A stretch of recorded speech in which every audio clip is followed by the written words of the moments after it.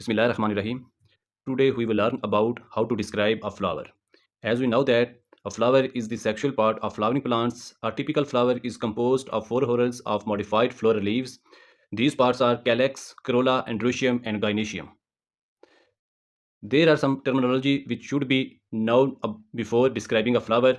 These are pedicellate, stalk or pedicel present, for example rose, sessile pedicel absent, bracteate bracket present, ebracteate bracket absent, apicalyx, whorls of brackets laying outside the calyx, complete calyx and corolla both present, incomplete calyx or corolla are both absent, hermaphrodite, both androecium and gynoecium present, unisexual or imperfect, androecium or gynoecium are both absent. Symmetrical flower can be divided into two equal parts. Zygomorphic flower can be divided into two equal parts in only one plane, for example P. Actinomorphic flower can be divided into two equal parts in more than one plane. Asymmetrical flower cannot be divided into two equal parts. Perianth. The term perianth is used collectively for calyx and corolla, used when sepals and petals are not distinguishable. Sepalite perianth green in color, petaloid perianth has color other than green, polyphylous perianth free, gamophylous perianth united. Calyx, collective name of sepals, petaloids, sepals colored like petals are not green. Polysepalous, sepals free, gamosepalous, sepals united, partially or completely. Compellulate, sepals united in such a way that calyx is bell-shaped. Bilabiate, sepals fuse in two groups, calyx looks like two leaves. Corolla, collective name for petals. Sepalite petals green like sepals. Polypetalous, petals free. Gamopetalous, petals united partially or completely. Cruciform, four free petals arranged to make a cross. Papilionaceous, five free petals arranged to form standard wings or keel. Rotate, petals united at their lower region but their upper free ends separate like spokes of a wheel. Bilabiate, petals fuse in two groups so that corolla looks like two leaves.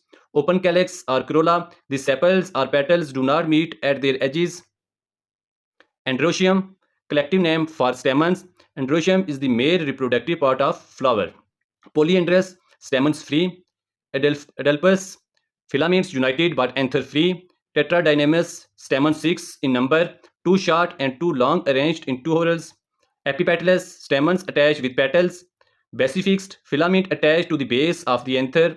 Versatile, filaments attached to the back of the anther at a point only so anther can swim freely. Gynoecium, collective name for carpels or pistils. Gynoecium is the female reproductive part of flower. Monocarpellary, carpel 1. Bi-tripolycarpellary, carpel 2, 3 or many respectively. Apocarpus, carpels free. Syncarpus, carpels united, partially or completely. Next, the floral formula. Here are the method how can be expressed a floral formula. First of all, we look about symmetry of the flower. Zygomorphic or actinomorphic. Sex of the flower, bisexual, unisexual, male, unisexual, female are represented by given symbols. Sepals, apicalyx, calyx, polysepalous, gamosepalous, petals, corolla, polypetalous, gamopetalous, perianth, polyphylous, gamophylous, stamens, androecium, free or united or epipetalous, carpels, apocarpus, syncarpus, gynoecium superior, gynoecium inferior are represented by given symbols. Next is the floral diagram.